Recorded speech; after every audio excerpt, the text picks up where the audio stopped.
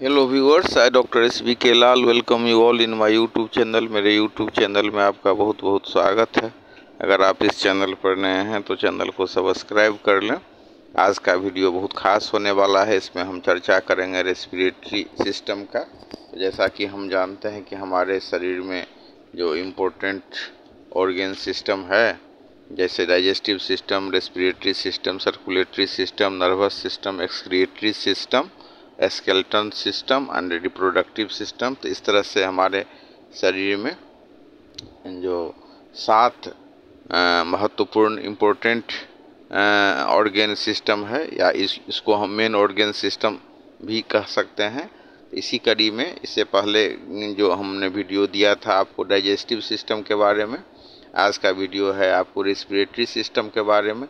तो respiratory system में कौन सा अंग सब आता है, तो इसमें आपको आएगा nasal cavity, pharynx, windpipe, lungs और डायफ्राम जैसा ऑर्गेन इस सब में आता है। तो सबसे पहले हम समझते हैं डेफिनेशन की व्हाट इज रेस्पिरेशन। तो respiration is the process in which oxygen is taken in and carbon dioxide is released from the body.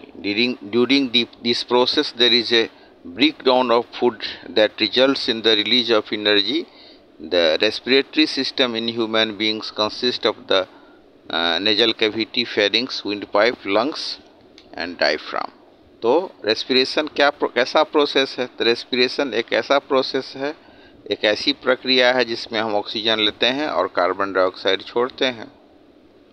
और इस प्रक्रिया के दौरान क्या होता है, जब हम कार्बन डाइऑक्साइड लेते हैं तो फूड का ब्रेक डाउन होता है, या मतलब थोड़ा सा एडवांस लैंग्वेज में समझिए तो फूड का ऑक्सीडेशन होता है। फूड में क्या होता है, तो कार्बोहाइड्रेट, प्रोटीन, मिनरल्स, विटामिन ये सब होते हैं ना। तो कार्बन डाइऑक्साइड जैसे मतलब हमारा कार्बोहाइड्रेट होता है शरीर में, जिसको हम सिंपल रूप में लिख सकते हैं C6H12O6। तो उसका जब रिएक्शन होता है ऑक्सीजन से तो क्या बनता है, कार्बन डाइऑक्साइड, और 686 किलो कैलोरी ऊर्जा मुक्त होती है। और ये ऊर्जा मुक्त होती है एडिनेसिन डाइफॉस्फेट से, एडिनेसिन ट्राइफॉस्फेट से एडिनेसिन डाइफॉस्फेट के रूप में। तो ह्यूमन बॉडी में रेस्पिरेटरी सिस्टम का बहुत ज़्यादा मतलब योगदान है पूरा शरीर के संचालन में, मेटाबॉलिक ऑर्डर सबको पूरा करने में। तो इसमें सबसे पहले क्या होता है कि जो मेन ये शुरुआती होता है, जो हम आँख से दिखाई भी पड़ता है, तो वो नेजल कैविटी है। जैसे ओरल कैविटी का मतलब मुंह होता है, उसी हिसाब से आप नेजल कैविटी का मतलब नाक समझ सकते हैं। जितना भी हवा है वो प्रवेश करता है इसी नाक के द्वारा, जिसको हम नेजल कैविटी के रूप में जानते हैं। और air passes through the nasal cavity, it gets warmed up and also get filtered. जैसे ही नाक में हवा प्रवेश करता है तो गर्म हो जाता है और एकदम फिल्टर्ड हो जाता है। मतलब इसको जो नाक में बाल उल होते हैं, धूल कण, हेयर, ये सब जो होता है नॉस्ट्रिल में, जो हमारा हेयर सब है, वो क्या करता है कि धूल कण ये सब को स्टॉप कर देता है। जर्म्स ये सब को रेस्पिरेटरी सिस्टम में इंटर करने से, मतलब प्रवेश करने से ये रोक देता है। तो ये सबसे पहले इसमें आया नेजल कैविटी। इसके बाद इसमें आता है फेरिंग्स। नेजल कैविटी से नीचे होता है फेरिंग्स। और फेरिंग्स क्या होता है, तो pharynx, the nasal cavity Leeds into an organ called the pharynx. From the pharynx air passes into A chamber called larynx. The larynx produces sound and is also called the voice box. तो nasal cavity के नीचे हो गया pharynx, और pharynx से नीचे हो गया लेरिंग्स। लेरिंग्स को हम वॉइस बॉक्स भी कहते हैं। और जब मतलब फेरिंग्स ओपन होता है, the opening of pharynx into the larynx is guarded by a valve called epiglottis. तो इसका जो ओपनिंग होता है फेरिंग्स का, एक खास वाल्व के द्वारा सुरक्षित होता है, जिसका नाम है एपिग्लोटिस। तो जब हम मतलब भोजन कर रहे होते हैं तो ये जो भोजन को इसमें आने से रोकता है, और हम जो सांस ले रहे होते हैं, the valve closes this opening when the we take in the food. जब हम भोजन कर रहे होते हैं तो ये क्लोज हो जाता है, और जिस समय में हम मतलब सांस ले रहे होते हैं तो ये खुला रहता है। तो ये जो हमारा बल्ब है इसका नाम है एपिग्लोटिस। बहुत इम्पोर्टेंट चीज़ है इसका फंक्शन। तो याद रखिए एपिग्लोटिस क्या है कि जब हम भोजन कर रहे होते हैं तो ये क्लोज हो जाता है, और अगर हम सांस ले रहे होते हैं तो ये खुला रहता है। तो इसके अलावा बहुत इम्पोर्टेंट चीज़ है लेरिंग्स के बारे में जानना, क्योंकि इसको हम वॉइस बॉक्स ही कहते हैं, यहीं से हमारा आवाज़ निकलता है।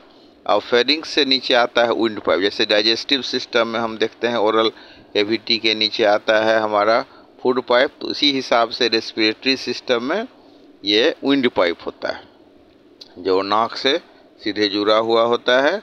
और जैसे ऑक्सीजन, जैसे हम भोजन करते हैं तो मुंह से भोजन जाता है ना फूड पाइप में, उसी हिसाब से नाक से जो हम हवा लेते हैं वो विंड पाइप में जाता है। तो the wind pipe is a delicate muscular tube situated in front of the food pipe in the neck.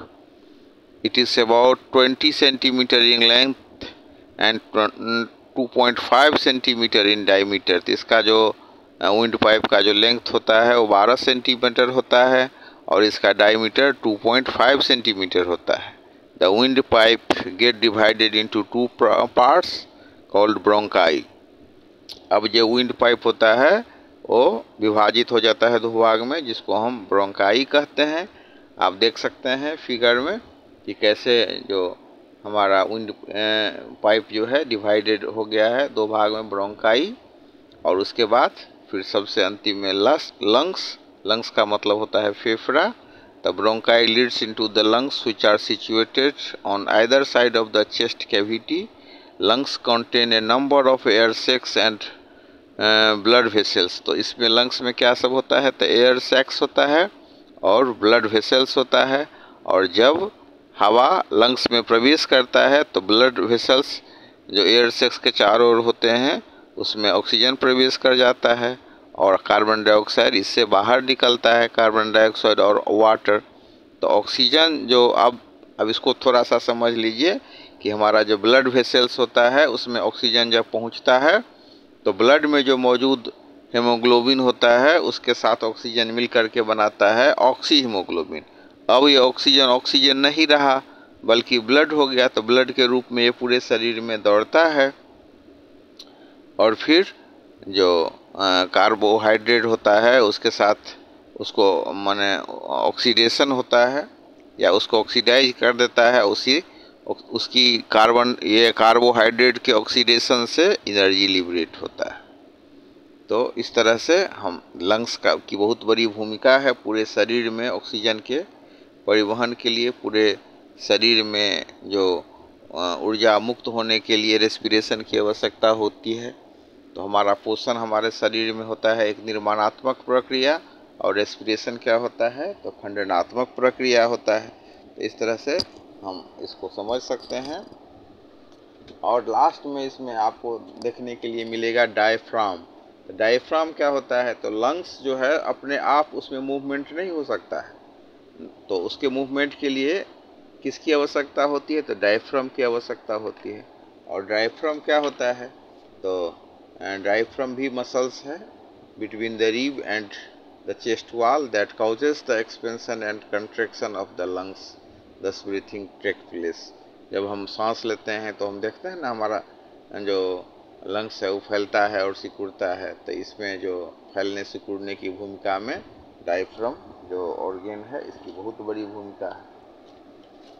तो इस तरह से हम रेस्पिरेटरी सिस्टम को समझ सकते हैं, जिसमें नोजल कैविटी होता है, विंड पाइप होता है, और मतलब नोजल कैविटी से नीचे इसमें थोड़ा सा आप देख सकते हैं फेरिंग्स, लेरिंग्स जिसको हम वॉइस बॉक्स भी कहते हैं, और उसके नीचे फेरिंग्स के नीचे आता है एपिग्लोटिस जो एक वाल्व होता है। और जब हम भोजन कर रहे होते हैं तो ये बंद हो जाता है, और जब हम सांस ले रहे होते हैं तो ये चालू रहता है, खुला रहता है। और उसके नीचे फिर होता है विंड पाइप, जिससे कि माने ऑक्सीजन, इसके द्वारा जो ऑक्सीजन पहुंचती है हमारे लंग्स तक। और उसके बाद फिर लंग्स होता है, और लंग्स में जो ब्रोंकाई होता है, और उसके नीचे फिर उसमें उसी के लंग्स उसे नहीं मूव सकता है, उसको मूव करने के लिए डायफ्राम की आवश्यकता होती है। तो इस तरह से हम समझ सकते हैं कि हमारा जो रेस्पिरेटरी सिस्टम है उसमें होता है लंग्स, एयरवेज, जिसमें कि ट्रेकिया, ब्रोंकाई और ब्रोंक्यूल्स आता है, डायफ्राम आता है, वॉइस बॉक्स, थ्रोट, नोज